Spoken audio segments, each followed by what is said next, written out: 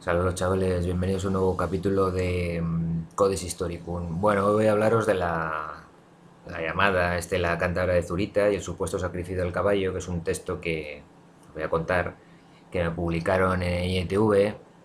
Yo creo que algo conté también en SND, pero bueno, para ya pasarlo a este canal. Bueno, para ponernos en situación sobre el tema, ¿vale? La estela de Zurita es una estela en forma de disco encontrada en Zurita, municipio de Pélagos, en Cantabria, aquí en mi tierra, en Cantabria. Está hecha de piedra arenisca, está labrada con bajorrelieves de 2 metros de diámetro. La datan de entre finales del siglo I a.C. y principios del siglo I después de Cristo, aunque también se asegura que es prerromana, que yo me lo creo más que sea prerrománica que de la época romana. O sea, mucho más antigua de lo que te están seguramente contando. Pues se nota que es tradición más anterior que romana. Bueno, forma parte del escudo del municipio de Pélagos, pero se comenta que fue transportada a Zurita desde otro lugar, tal vez desde el Valle de Buelna, es decir, que posiblemente no sería ni de ahí, ni de Zurita, zona de Zurita, lo que sería desde el Valle de Buelna. Ahora se encuentra concretamente en el Museo Regional de Prehistoria y Arqueología de Cantabria, aquí en Santander, ¿no? En la capital de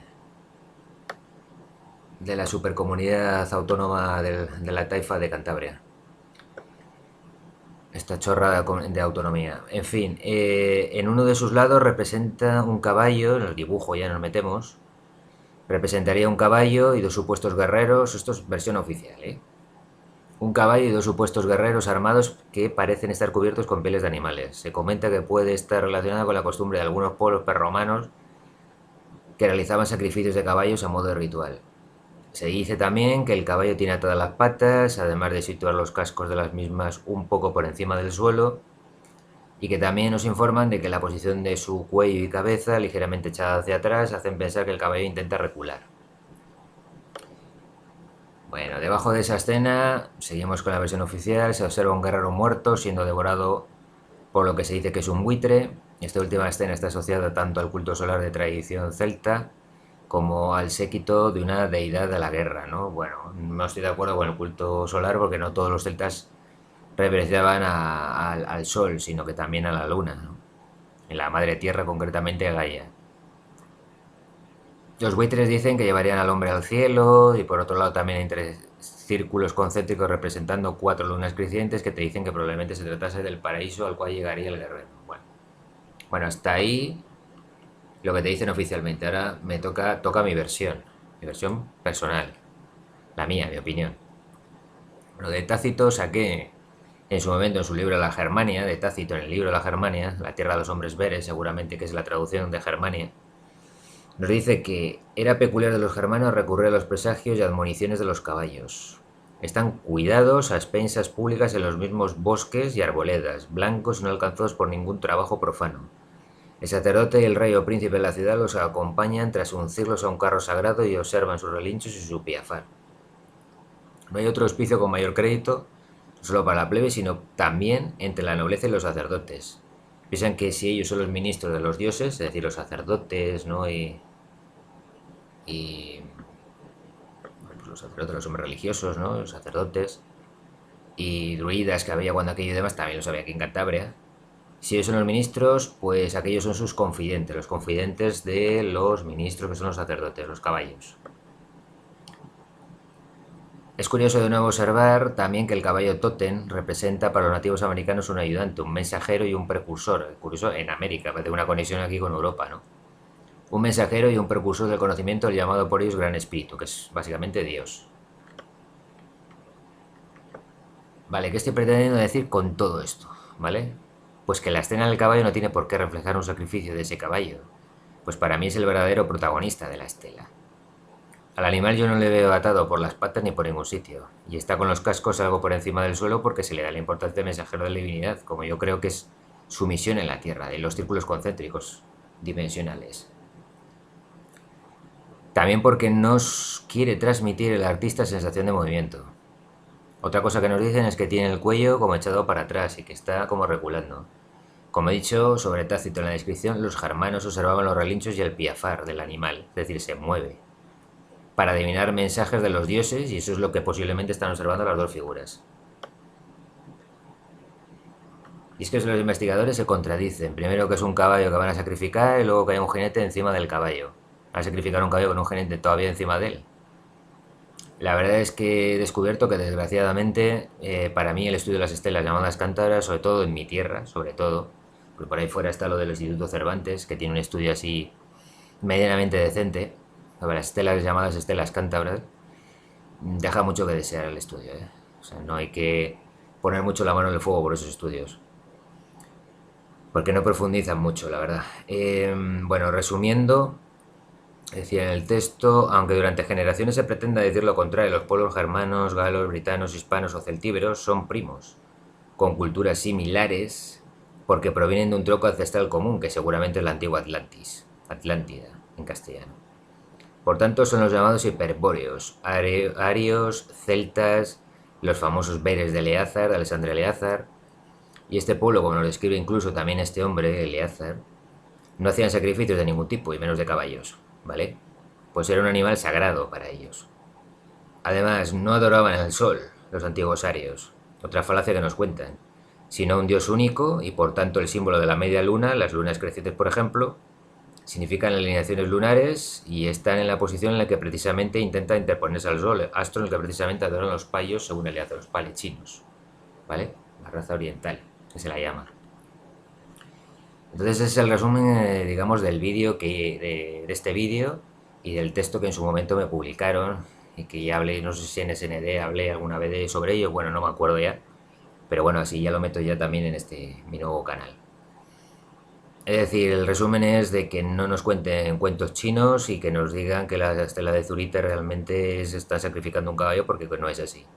Los caballos para estos tipos de razas y estos tipos de culturas básicamente eran sagrados, como era casi toda la naturaleza, pero concretamente los caballos por tenerlos como especie de mensajeros de los dioses, ¿vale? Así que dejemos de chorradas. Y con ello ellos auspiciaban, veían, preveían los resultados igual como para batallas o tema político o lo que fuera. Y se servían de los gestos y los movimientos de los caballos, que estos que eran como sagrados para ellos. Eso es verdaderamente el resumen. Y luego el tema solar, pues bueno, sí es verdad que había celtas que había culto al sol, pero normalmente los celtas en general, que venían por supuesto a la Atlántida y tal, eran más de la madre tierra y de Dios único, evidentemente el verdadero Dios, y de la madre tierra, de la representación de la luna, muchas veces la obsesión con la luna, muchas veces que tenían. El sol, claro que hay representaciones, claro que hubo culto solar, obviamente, pero eso fue porque una de las partes de los celtas realmente asumieron el culto solar, pero hubo otra eh, parte del mundo celta que seguían asumiendo pues lo que ellos reverenciaban, que era la madre tierra, básicamente, de ahí la luna. Obsesión con la luna, lo con los ciclos, ¿no? Menstruales de las mujeres, de los embarazos, los ciclos de embarazo y demás. Pues tanta influencia tiene en una mujer la luna, no solo en las mareas, sino en la luna, ¿no? En las mujeres. Los ciclos menstruales. Eso es como 2 y 2, 4 y en los embarazos. Es por eso ellos reverenciaban a la madre tierra Gaia, que viene el nombre de Galia, no de Gallo. Es otra chorrada que se han inventado.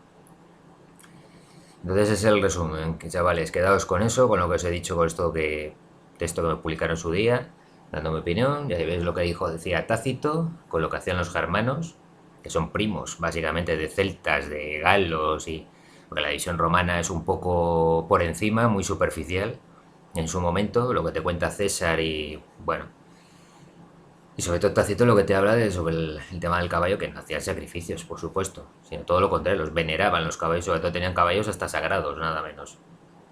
Y los observaban en los movimientos para pues, discernir y ver pues, tal vez el futuro, nada menos, ¿no? Y comunicándose ahí con Dios para ver, pues, como digamos, pues, su opinión sobre tal cosa, pues igual la cosa de guerra, de política, religiosa básicamente, simplemente o lo que fuera, ¿vale? Entonces que dejemos de decir chorradas, porque aquí de estudios se han hecho bastante pobres del tema de las estelas, salvo el Instituto Cervantes, ese que os digo, que es medianamente interesante, creo que era sobre las de Lombera, porque las de Lombera también tiene tela, no sé si he hablado en este canal o bueno, ya hablé en SND en su momento de las de Lombera y escribí algo en SND, en NTV, También la sarta de bobadas de cosas que se están contando, o mejor dicho, que no se están contando sobre las estelas de Lombera, de pueblos que sabían de discos protoplanetarios, que hoy en día simplemente lo sabemos gracias a radiotelescopios, nada menos, o que sabían de mecánica cuántica. Es decir, sin embargo, simplemente te están diciendo el culto solar y lunar. No, no solo es eso. Hay más, mucha más tela que cortar en esas estelas y hay que estudiarlas con profundidad. Y no se han estudiado. Pero no solo las de Cantabria, yo creo que casi ninguna en el mundo.